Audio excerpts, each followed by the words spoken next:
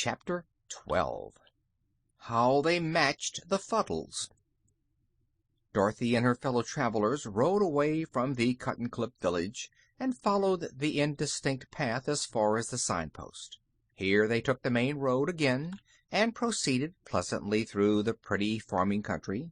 When evening came, they stopped at a dwelling and were joyfully welcomed and given plenty to eat and good beds for the night. Early the next morning, however, they were up and eager to start, and after a good breakfast they bade their host good-bye and climbed into the red wagon, to which the Sawhorse had been hitched all night. Being made of wood, this horse never got tired nor cared to lie down.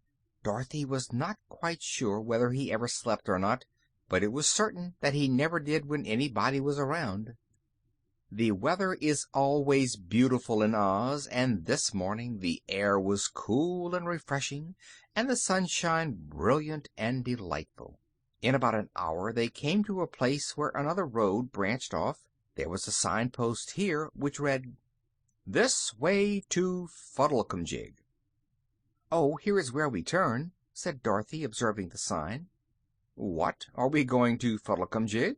asked the Captain General. "Yes. Ozma thought we might enjoy the Fuddles. They are said to be very interesting," she replied. "No one would suspect it from their name," said Aunt Em. "Who are they, anyhow? More paper things?" "I think not," answered Dorothy, laughing. "But I can't say 'zactly, Aunt Em, what they are. We'll find out when we get there." "Perhaps the Wizard knows," suggested Uncle Henry.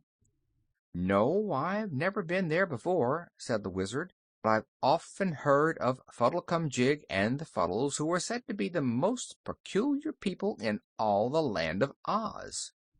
"In what way?" asked the Shaggy Man. "I don't know, I'm sure," said the Wizard. Just then, as they rode along the pretty green lane toward Fuddlecumjig, they espied a kangaroo sitting by the roadside.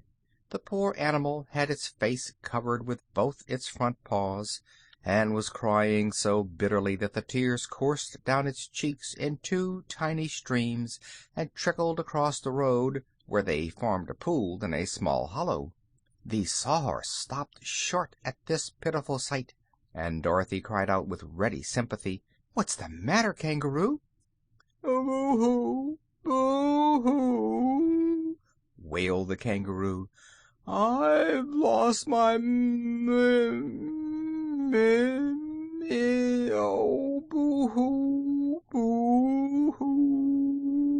"Poor thing!" said the Wizard. "She's lost her mister. It's probably her husband, and he's dead." "No, no, no!" sobbed the Kangaroo. It isn't that. I've lost my oh, boo-hoo!"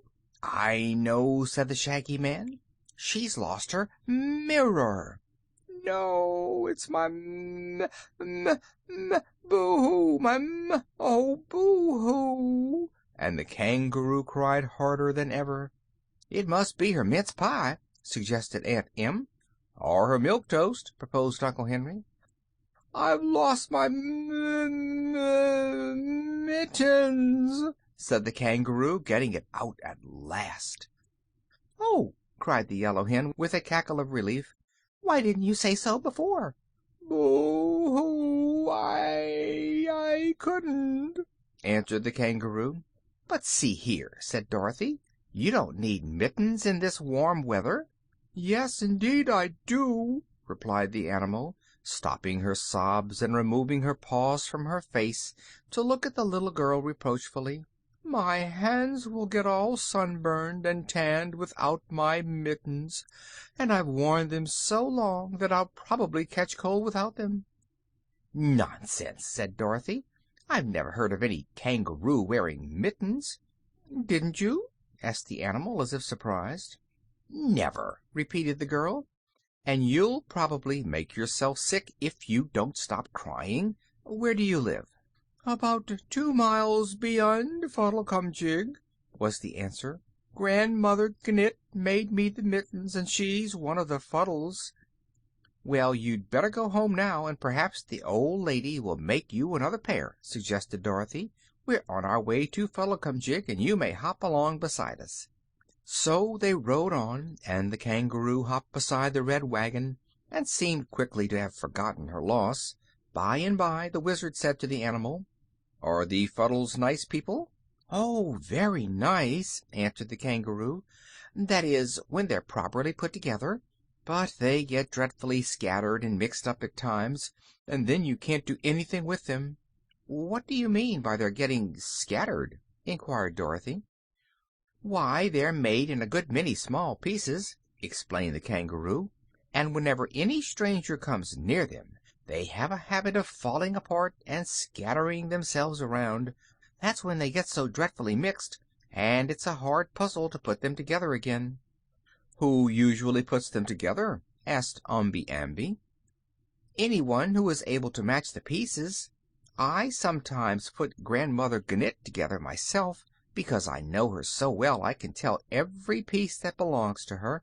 Then, when she's all matched, she knits for me, and that's how she made my mittens. But it took a good many days' hard knitting, and I had to put Grandmother together a good many times, because every time I came near she'd scatter herself." "I should think she would get used to your coming and not be afraid," said Dorothy. "It isn't that," replied the kangaroo. "They're not a bit afraid, when they're put together, and they're usually very jolly and pleasant. It's just a habit they have to scatter themselves, and if they didn't do it they wouldn't be Fuddles." The travelers thought upon this quite seriously for a time, while the Sawhorse continued to carry them rapidly forward.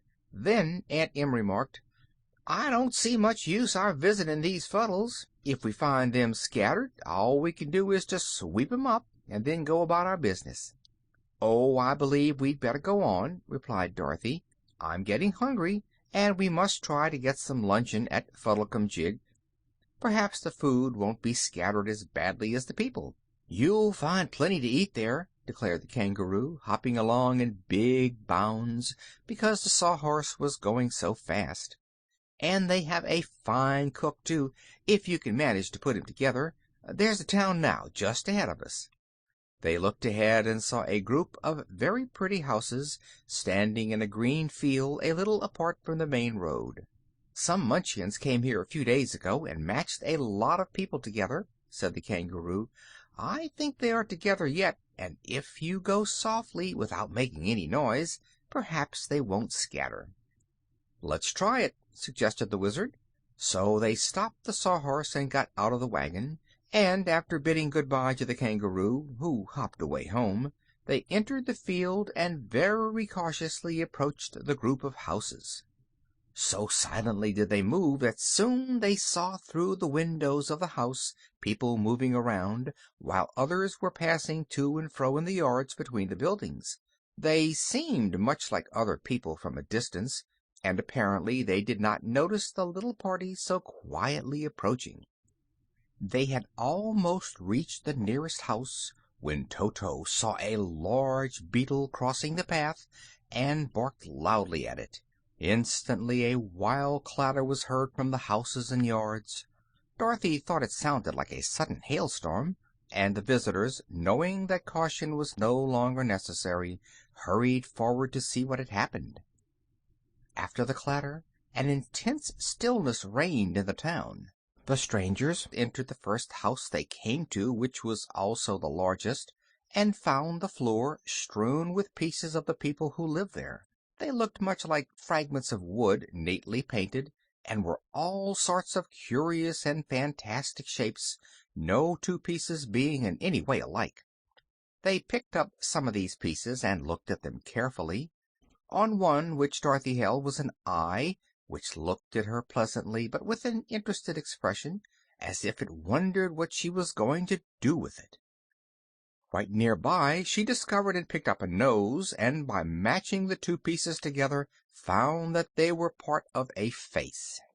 "If I could find the mouth," she said, "this Fuddle might be able to talk and tell us what to do next." "Then let us find it," replied the Wizard. And so all got down on their hands and knees and began examining the scattered pieces. "I've found it!" cried the Shaggy Man, and ran to Dorothy with a queer-shaped piece that had a mouth on it.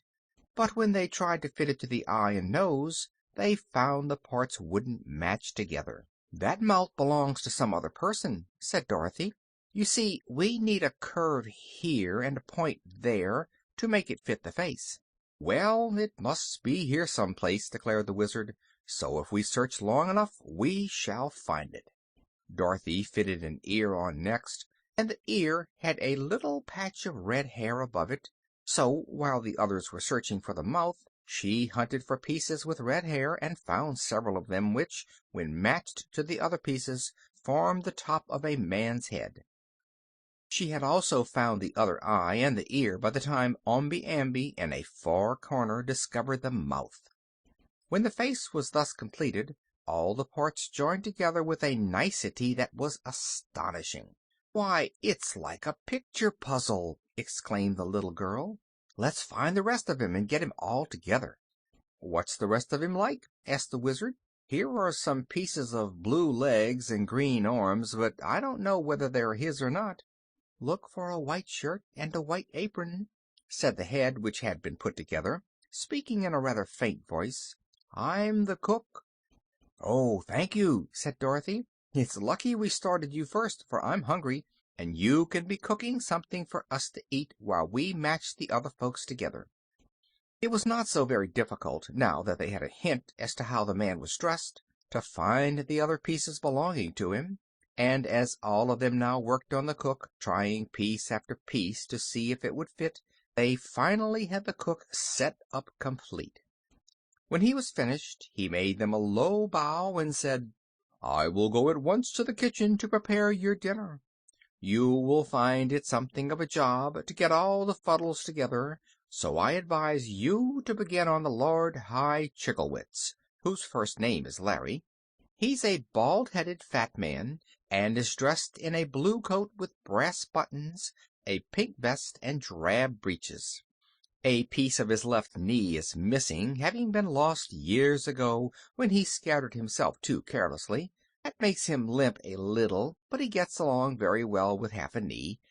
As he is the chief personage in the town of Fuddlecumjig, he will be able to welcome you and assist you with the others, so it will be best to work on him while I'm getting your dinner."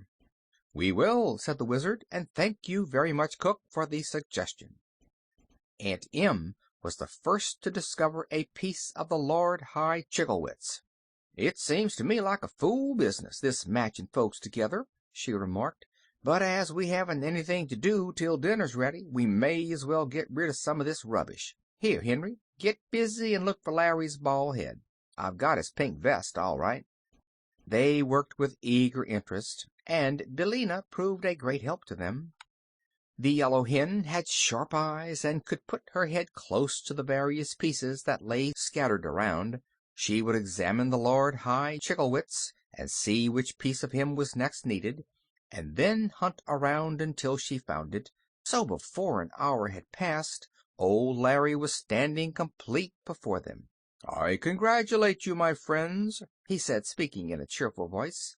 "You are certainly the cleverest people who ever visited us. I was never matched together so quickly in my life. I'm considered a great puzzle, usually." "Well," said Dorothy, "there used to be a picture puzzle craze in Kansas, and so I've had some 'sperience matching puzzles, but the pictures were flat, while you are round, and that makes you harder to figure out." "Thank you, my dear," replied old Larry, greatly pleased. "I feel highly complimented.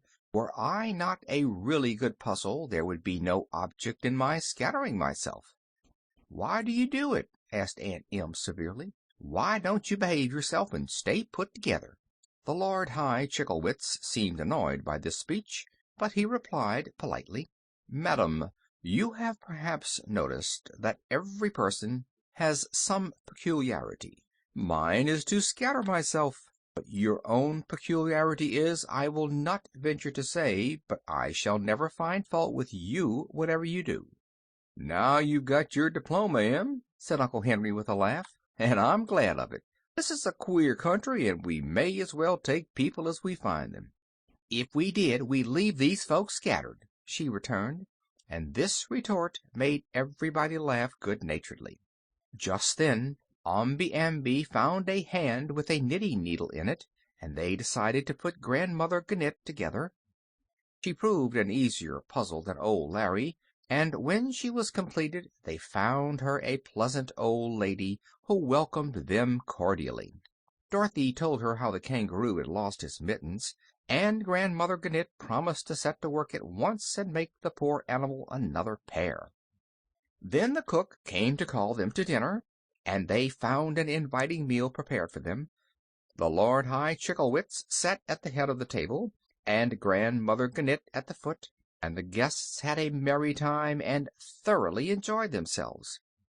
After dinner they went out into the yard and matched several other people together, and this work was so interesting that they might have spent the entire day at Fuddlecumjig had not the Wizard suggested that they resume their journey. "But I don't like to leave all these poor people scattered," said Dorothy, undecided what to do. "Oh, don't mind us, my dear," returned old Larry. "Every day or so some of the Gillikins or Munchkins or Winkies come here to amuse themselves by matching us together, so there will be no harm in leaving these pieces where they are for a time. But I hope you will visit us again, and if you do you will always be welcome, I assure you." "Don't you ever match each other?" she inquired. "Never, for we are no puzzles to ourselves, and so there wouldn't be any fun in it." They now said good-bye to the queer Fuddles and got into their wagon to continue their journey. "Those are certainly strange people," remarked Aunt Em thoughtfully, as they drove away from Fuddlecumjig, "but I really can't see what use they are at all." "Why, they amused us all for several hours," replied the Wizard. "That is being of use to us, I'm sure."